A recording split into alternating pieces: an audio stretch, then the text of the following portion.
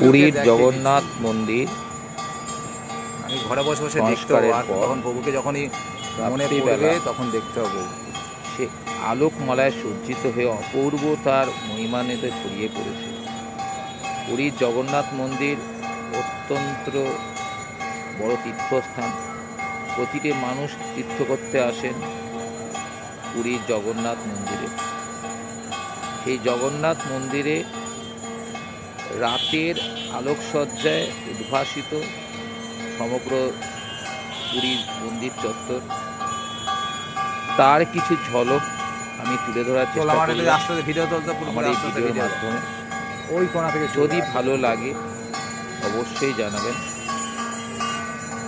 পরের বার পুরীতে গিয়ে আরও ভালোভাবে আপনাদের আমি এই রাতের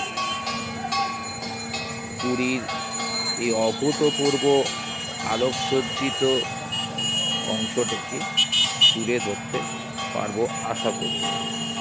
আপনাদের যদি কোনো সাজেশন থাকে, পুরীর মন্দিরের আর কি দেখতে চান, বা পুরীতে আর কি দেখতে আপনারা আগ্রহী আছেন, তাহলে অবশ্যই জানাবেন। আমরা অবশ্যই সেটিকে তুলে ধরার চেষ্টা করব। আমরা যেখান থেকে এটিকে মোবাইল বন্দি করেছি সেটি হলো জগবালিয়া লজ। পুরীর মন্দিরের যে মুখ্য দুয়ার, সিংহদুয়ার, তার বিপরীতে অবস্থিত। এখানকার ছাদ থেকে পুরীর মন্দির ও তার বিশাল প্রাঙ্গণ পরিষ্কার দেখা যায়। মন্দিরের সিংহদুয়ার থেকে